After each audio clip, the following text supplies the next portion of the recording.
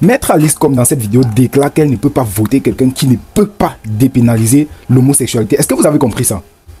Elle ne peut pas voter quelqu'un qui ne peut pas dépénaliser. C'est-à-dire quelqu'un qui ne peut pas accepter la communauté LGBT au Cameroun.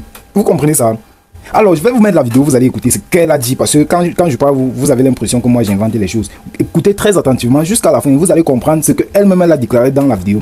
Si tu es nouveau à la chaîne, abonne-toi, active la cloche de notification. Allez, s'il vous plaît, restez jusqu'à la fin de cette vidéo. Parce que c'est à la fin de la vidéo que vous allez découvrir ce qu'elle a dit. Parce que quand moi je parle, vous avez l'impression que non, je suis en train de bluffer.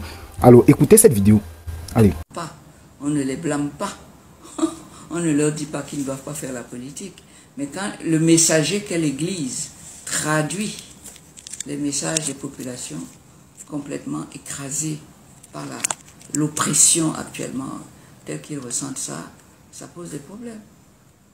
Vous voyez bien qu'il y a donc une situation qui est confuse et qui dénote un malaise et qui devrait être interprétée autrement que par la répression et l'oppression.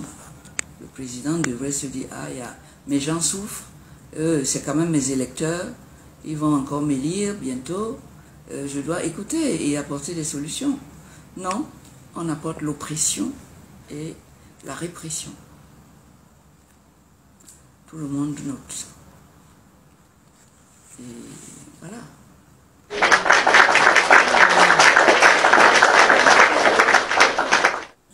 Nous croyons même qu'il y a la représentation de cet État-là au Cameroun. Pourquoi donc interdire à l'Église de parler politique alors que le Vatican est un État? Oui, parce que, ça vous savez tout comme moi, hein, le Vatican est un État pas comme les autres. Le Vatican est à la tête de milliards de personnes de confession catholique. Ah oui, c'est plus même que l'appartenance à un pays, parce que la foi, les gens ont l'impression que c'est Dieu qui leur parle, ou qu'ils parlent à Dieu, à tort ou à raison, mais c'est comme ça. Et évidemment, ça leur donne une position privilégiée dans une société, surtout pour un politicien qui va demander leur voix bientôt. Il aimerait bien que ce soit des gens qui le prennent comme quelqu'un de fiable, quelqu'un à qui ils peuvent encore confier leur vie ou leur pays. Hein. Mais s'ils trouvent ça en route, ça veut dire qu'il y a un problème qu'il ne peut pas résoudre, sinon il ne réagirait pas comme ça. Et que finalement, il ne peut pas montrer qu'il est à l'écoute de ces populations, parce que c'est maintenant qu'il doit recueillir leurs doléances et leur dire, voilà, si vous me réalisez, je vais les résoudre. Or, ce n'est pas comme ça qu'ils réagissent. Et ça, c'est inquiétant. Il sera étonné qu'on dise qu'il n'est pas élu. Ou bien, il va étonner les gens en disant qu'il est élu, sans que ces gens-là pensent à la fraude massive qui a toujours caractérisé les élections sous le renouveau. Mais il faut qu'ils s'en prennent à eux-mêmes, ce genre de comportement. L'Église catholique, on s'en prend à l'Église catholique parce qu'il a porté le message des Camerounais qui souffrent. Ces Camerounais qui souffrent voient bien qu'on est en train de maltraiter l'Église catholique à cause d'eux. Vous croyez que demain, si l'Église catholique, même si elle n'intervient pas, ces gens vont voter pour les gens qui interprètent mal les messages qu'ils ont confiés à l'Église catholique pour aller porter? Voilà. C'est des questions qu'il faut se poser. Et le moment venu, il faut trouver les bonnes réponses aux bonnes questions. Lorsque si Jacques Famendongo, en tant que, je crois que c'est le chef de la communication du parti, sort pour dire que les évêques n'ont pas le droit... Il ment. Est-ce qu'on leur interdit de voter? C'est la première question. Est-ce que les citoyens, ils ne sont pas des citoyens à part entière, est-ce qu'on leur interdit de s'inscrire sur les listes électorales? Est-ce qu'ils ne font pas partie du peuple souverain qui va élire la personne à qui ils vont donner la charge de s'occuper de leurs ouailles et d'eux-mêmes, dans un pays qui marche sur les pieds et pas sur la tête? Ah oui, c'est la question. S'il répond que oui, ils sont des citoyens, alors sa question est complètement obsolète. Qu'est-ce qui effraie le gouvernement à la sortie des Mais les fraudes, parce qu'ils veulent être réélus à tous les prix, comme par le passé. Mais peut-être que quelque part, il semble que cette fois-ci, cette fraude-là, il faudra qu'elle soit suffisamment massive face au ras-le-bol généralisé des populations et des votants. Parce qu'ils en ont ras-le-bol. Ils vont l'exprimer. Ils vont l'exprimer cette fois-ci. C'est ce que moi j'entends, c'est ce que je vois et c'est ce que je comprends. Cette fois-ci, les bouteilles de bière et les t-shirts à l'effigie du président ne suffiront pas pour les convaincre à aller voter pour le président. Ils sont écrasés par le poids des problèmes et de l'oppression et de la pauvreté dans laquelle ils ont mis le pays, pendant qu'eux-mêmes s'enrichissent. Voyage en première ou dans des jets, alors que nous on a du mal à aller à Yaoundé en avion ou à Garoua. Sur le train des élections présidentielles, au soir du 31, on a eu Cabral Libye qui a annoncé qu'il sera président, qui sera candidat aux élections. Oui. Le professeur Maurice Kamto, Oui. Patricia Danjoya, oui. Oui. Oui. Qu'est-ce que vous pensez C'est une bonne chose. de la candidature de ces derniers?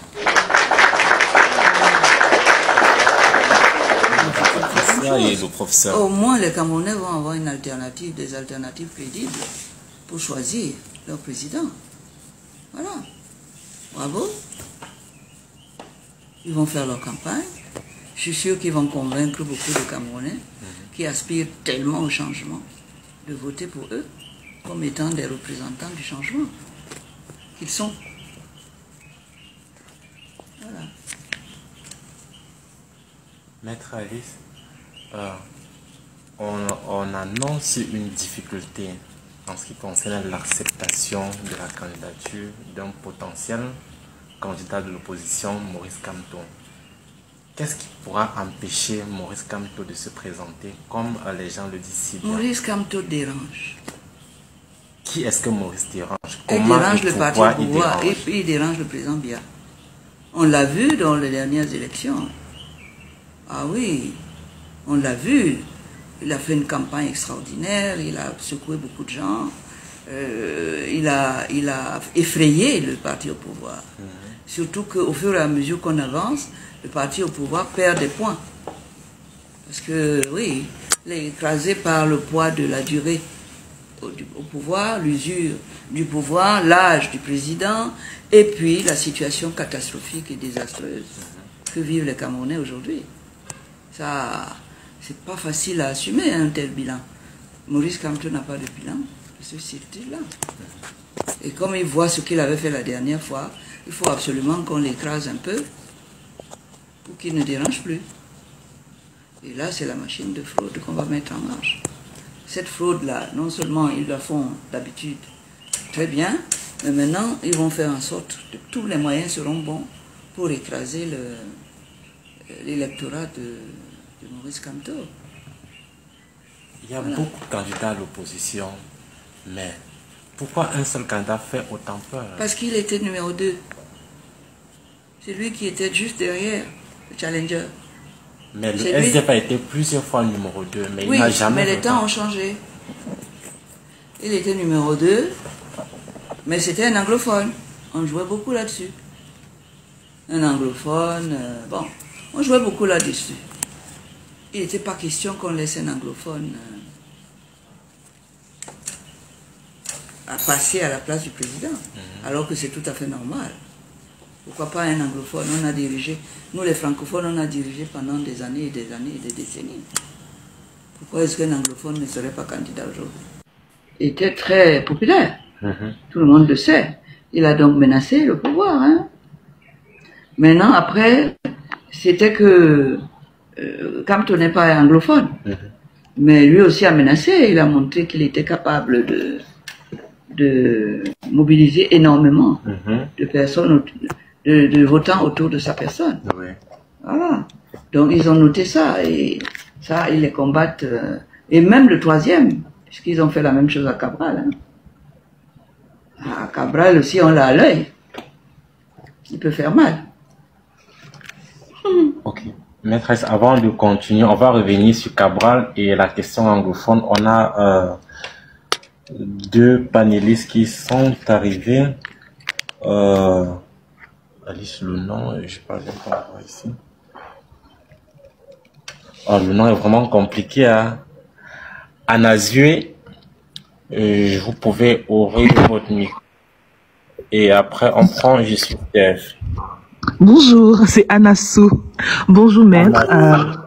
Merci pour cette conversation. La dernière fois que j'ai entendu maître, c'était dans un space Twitter. Elle avait fait une conversation avec un compte de jeunes révoltés. Donc merci pour cette occasion de vous parler aujourd'hui et merci pour vos initiatives, pour vos combats, pour votre implication politique. Vous faites beaucoup. Et vous ne lâchez pas, et donc on est fiers de vous avoir, on est content de vous avoir, on est content pour les valeurs humaines que vous représentez. Et vous êtes un pilier pour les droits humains au Cameroun, et on est tout à fait chanceux de vous avoir. Moi, ma question c'était, est-ce qu'il y a un parti politique ou un candidat à l'opposition à qui vous pourriez apporter votre soutien officiellement? Pour moi, je veux un bon candidat. Je veux un candidat qui va venir expliquer son programme. Oui. Je vais étudier. Je verrai. Tous ces candidats n'ont pas de passé. Ils n'ont jamais géré le pays. Donc, à mon avis, ils ont tous la possibilité de remplacer le président du monde et user par le pouvoir. Et ils ont tous des atouts. Hein. Chacun a des atouts. Maintenant, mon seul bulletin de vote ne fait pas l'élection. Donc, il faudra voir comment chacun fait sa campagne. Comment il rassemble autour de son programme. Et pour moi, le meilleur va gagner. D'accord. Parce que quand j'observe les différents programmes politiques, il n'y a pas réellement, pour moi, il manque vraiment à chacun l'aspect humain, surtout pour les droits humains, surtout pour les femmes aussi. J'ai observé qu'il manque beaucoup d'investissement au niveau des femmes. Le MRC, j'ai lu leur programme récemment, j'ai vu qu'ils avaient apporté des modifications et qu'il y avait une plus grande implication des femmes camerounaises. Bon, en ce qui concerne la communauté LGBTQ, personne ne prend le risque. Personne ne prend le risque de dire ouvertement comment ils se positionnent. Et pour moi, une opposition en fait qui n'apporte pas une idéologie complètement différente de celle en place. Pour moi, ce n'est pas de l'opposition, c'est une continuité de pouvoir, mais c'est différentes mains. J'espère qu'on pourra avoir une opposition qui est claire en fait sur sa position des droits humains, qui est claire en fait sur quel changement politique ils apportent. Maintenant, avec Abralibi, il a récemment fait une interview aussi sur Twitter où il parlait d'une sorte de fédéralisme communautaire qu'il voyait au Cameroun et de sa politique. Et je n'ai pas été convaincu, mais j'aurais vraiment aimé entendre votre avis sur ces différents candidats et ce que vous aimez ou pas globalement sur leur position politique. Oui, la campagne n'est pas encore ouverte. Ça, c'est la première chose qu'il faut dire. Et pour le moment, je n'ai pas encore fait mon opinion n'est pas faite. Je vais vraiment voir les programmes de près. Je vais les écouter pendant il y aura une campagne électorale. Je vais les interroger. Moi, je peux pas voter quelqu'un qui va me dire qu'il ne va pas dépénaliser l'homosexualité. C'est clair et net. Je ne le voterai pas. Parce que ce sera quelqu'un de peureux. Ce sera quelqu'un de lâche et quelqu'un qui ne peut pas couvrir la protection des droits humains au pays. Parce que les droits humains sont les mêmes pour tous, universels, égaux. Et si tu n'es pas capable de te prononcer pendant la campagne, et ça c'est une question que je poserai à tout le monde, si tu ne dépénalises pas l'homosexualité, si tu penses que mon enfant va aller en prison parce qu'il est homosexuel. Vous avez compris ce qu'elle a dit. Moi, je ne peux pas voter quelqu'un qui ne peut pas dépénaliser. Ou je ne peux pas voter quelqu'un qui va me dire qu'il ne peut pas dépénaliser la communauté LGBT. Est-ce que vous comprenez ça? Maintenant, déjà, on connaît tous Maître Alice, comme on connaît qui elle est. On connaît son rôle dans la société camerounaise. Et on connaît qu'elle fait beaucoup pour les Camerounais. Elle défend beaucoup les droits de l'homme. Et sans elle, moi, je peux dire que bon, si elle n'était pas là, si elle n'était pas présente, c'est que beaucoup de Camerounais sont en grosse aujourd'hui. Parce que après elle, c'est vrai que bon, il y a certaines de ses prises de position qui ne sont pas vraiment ça, mais à part ça, elle est vraiment une grande femme, une femme au grand cœur et tout. Donc, sur ce qu'elle a dit, moi, je ne peux pas voter quelqu'un qui me dit qu'il ne va pas dépénaliser l'homosexualité. Parlons un peu de ça. Parce que moi, je crois que l'une des choses que le président Paul Biya a fait depuis qu'il est au pouvoir, c'est de ne pas accepter l'homosexualité au Cameroun. L'une des choses les plus valables qu'il a fait depuis qu'il est au pouvoir, c'est de ne pas accepter la communauté LGBT. Moi, je n'ai rien, mais vraiment rien contre, parce que vous avez des droits. Je n'ai rien contre vous, les LGBT. Vous avez aussi des droits. Vous êtes des êtres humains, vous êtes des Camerounais, vous êtes des citoyens camerounais. Et vous avez le droit de vivre librement. Mais sauf que la loi camerounaise interdit cela.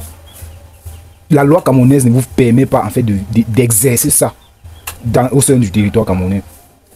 Donc, en fait, c'est un peu ça. Ce n'est pas comme si, voilà, ce que Maître Alice, comme dit, est mal ou pas. Mais l'autre truc, c'est qu'elle est une avocate et elle a une institut qui défend les droits de l'homme. Du coup, quand on parle de défendre les droits de l'homme, quand on parle d'avocat, on sait tous que, bon, d'après tout, il y a le cash qui est inclus. Il y a le cash qui est inclus. Mais je ne vais pas dire qu'elle est capitaliste, mais en quelques mots, on peut dire que c'est le capitalisme parce qu'elle pense plus au cash. C'est que non, en défendant cette communauté-là, il y aura les gens qui vont s'infiltrer, ils vont commencer à dire que bon, maître, moi je voudrais que tu me défends parce que. C'est pour ça qu'elle prend cette position en disant que moi je ne peux pas voter pour quelqu'un qui ne peut pas dépénaliser le LGBT, la communauté LGBT. Est-ce que vous comprenez un peu? Parce que c'est difficile, en fait c'est presque impossible pour un candidat là maintenant, parce que s'il veut être discrédité immédiatement, est-ce que vous comprenez ça? Si un candidat veut être discrédité immédiatement, qu'il fasse cette sortie en disant que bon, moi je vais dépénaliser ou je vais accepter si un jour vous me votez en tant que président. Ça c'est clair, sauf pour un candidat qui aimerait prendre vraiment ce risque-là. Mais moi je te conseille, moi personnellement je ne vais pas conseiller à quelqu'un de... Même si intérieurement tu sais que bon voilà, si un jour j'accède au pouvoir, je vais peut-être tolérer tout ça. Mais si un candidat le dit là maintenant, il sera totalement discrédité. Parce que les Camerounais, en fait, ils ont déjà cette mentalité-là que non. C'est vrai que nous vivons avec cette communauté-là, mais la majorité des Camerounais n'acceptent pas. La majorité des Camerounais n'acceptent pas ça. C'est clair. Donc, si un candidat veut prendre cette position et dire que bon, moi je vais dépénaliser les LGBTQ, ça veut dire que c'est compliqué pour le candidat. Ça veut dire qu'il prend un énorme risque. Il prend un énorme risque. Est-ce que vous comprenez ça? Donc, la question de la femme et de la sympathisante est bien pertinente, mais c'est presque impossible pour un candidat de faire cette sortie en disant que moi je soutiens cette communauté-là. C'est presque impossible. C'est presque impossible parce qu'à l'heure actuelle, les candidats sont dans une optique où ils sont en train de vouloir convaincre les Camerounais. Mais pour essayer de convaincre les Camerounais, il faut des arguments. Il faut des arguments qui vont déjà plaire aux Camerounais. Il faut des choses qui vont plaire aux Camerounais, qui marchent avec ce que les Camerounais veulent. Parce qu'à l'heure actuelle, la communauté LGBT est la dernière, voire n'est même pas dans la liste des choses que les Camerounais aimeraient avoir. Est-ce que vous comprenez? Donc, pour un candidat de faire sa campagne normalement et s'assurer qu'il a essayé de convaincre la majeure partie des Camerounais, il va falloir qu'il fasse, je ne sais pas comment dire ça, les inventaires de ce que les Camerounais en ont besoin. Et moi, je peux vous assurer que LGBTQ n'est même pas dans la liste de ce que les Camerounais veulent. Pour l'instant. Peut-être après, ça peut venir, mais pour l'instant, ce n'est pas ça. Donc, merci d'être resté jusqu'ici. Abonne-toi, active la cloche de notification pour toujours rester alerté. Ciao, ciao.